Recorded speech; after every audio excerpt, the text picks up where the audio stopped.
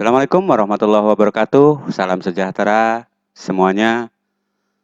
Anak-anakku semuanya, pada pertemuan pertama kali ini, perkenalkan, saya akan memberikan materi tentang pembelajaran prakarya, yang mana ini merupakan pembelajaran prakarya untuk kelas 9 dengan bab pertamanya yaitu kerajinan limbah bahan keras, dan kita akan membahas subtemanya prinsip-prinsip kerajinan bahan keras. Anak-anakku semuanya, di mana dalam perkembangan dari pemanfaatan bahan, cara pembuatan maupun penampilan bentuk sebuah karya menunjukkan adanya kemampuan daya serap perajin untuk mengadaptasi segala perubahan, baik perubahan sosial, perubahan budaya yang terjadi dalam masyarakat. Perubahan-perubahan efisiensi dan praktis yang terjadi semua karena adanya permintaan pangsa pasar. Adapun prinsip-prinsip dalam pembuatan kerajinan bahan keras meliputi yang pertama yaitu keunikan bahan. Keunikan bahan ini dimaksudkan bahwa kenapa salah satu prinsip daripada kerajinan bahan keras ini adalah keunikan bahan. Karena bahan ini mudah didapat dan mudah dicari. Kenapa mudah dicari dan mudah didapat? Karena bahannya diambil dari bahan alam, bahan buatan. Bisa berupa limbah organik ataupun limbah anorganik. Ini prinsip daripada keunikan bahan. Kemudian prinsip yang kedua, adanya keragaman muatan nilai produk kerajinan. Banyaknya bentuk kerajinan ini tidak terlepas dari gagasan atau ide manusia yang dapat berawal dari suatu pikiran yang selanjutnya dapat merupakan suatu karya dengan muatan pesan tertentu. Adapun pesan-pesan yang dapat diperoleh berdasarkan proses berkaryanya ada berapa macam prosesnya, nilainya. Yang pertama yaitu produk dengan nilai fungsional, di mana produk yang dibuat ini harus memiliki nilai fungsi yang bermanfaat. Pernah dibahas di kelas 8 tentang nilai fungsi ini. Yang kedua, produk yang dibuat ini harus memiliki nilai informatif, atau suatu produk yang akan kita buat tentu harus memiliki nilai informasi yang baik. Yang ketiga atau yang ke-C, produk dengan nilai simbolik. Artinya suatu produk yang dibuat ini bisa memiliki nilai ritual. Kemudian yang terakhir, produk yang dibuat bisa berdasarkan nilai prestise, yaitu nilai gengsi. Suatu produk yang dibuat bisa saja ini akan masuk ke dalam kategori gengsi.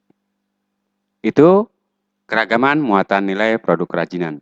Lantas, prinsip yang ketiga daripada produk kerajinan bahan keras adalah adanya aspek rancangan dalam produk kerajinan.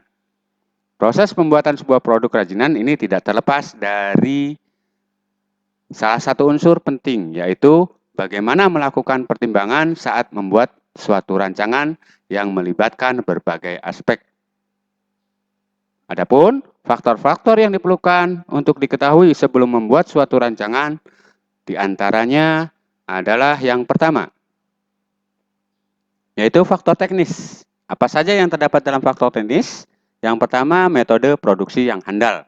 Kemudian yang kedua, adanya penerapan daya mesin atau manual.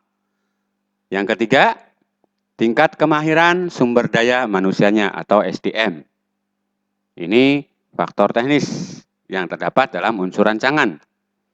Kemudian, faktor yang lainnya dalam unsur rancangan adalah faktor ekonomis. Faktor ekonomis ini terdiri dari pemasaran yang tahan akan persaingan.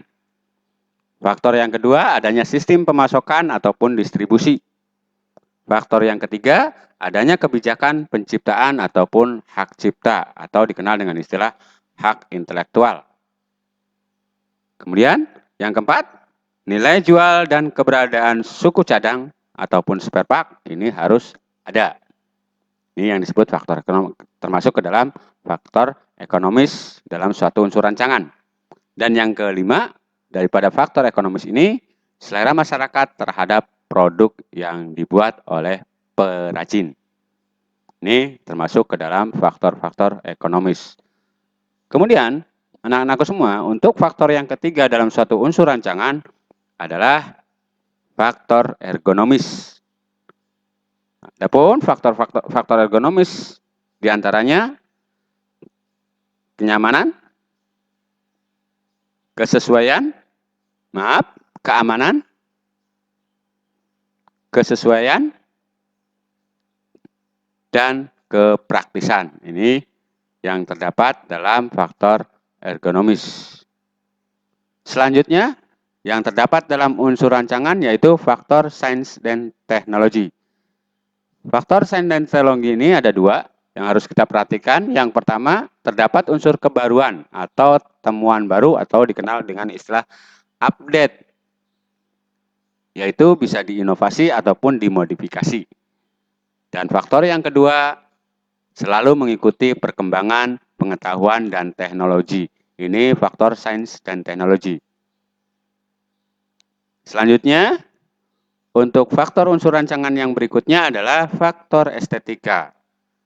Harus memiliki nilai estetik, di mana yang terdapat dalam faktor estetika ini diantaranya menampilkan bentuk keindahan, memiliki daya pikat, kemudian terjadi keserasian. Yang keempat, penggarapan yang rinci dan detail. Yang kelima, perupaan ataupun pewarnaan yang menarik. Dan yang keenam, kesan atau gugahan yang ditampilkan dalam suatu produk. Ini termasuk ke dalam faktor estetika dalam suatu unsur rancangan.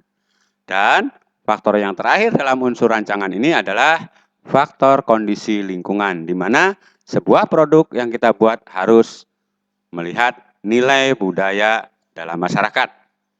Dan yang kedua adalah kondisi lingkungan ataupun wilayah setempat.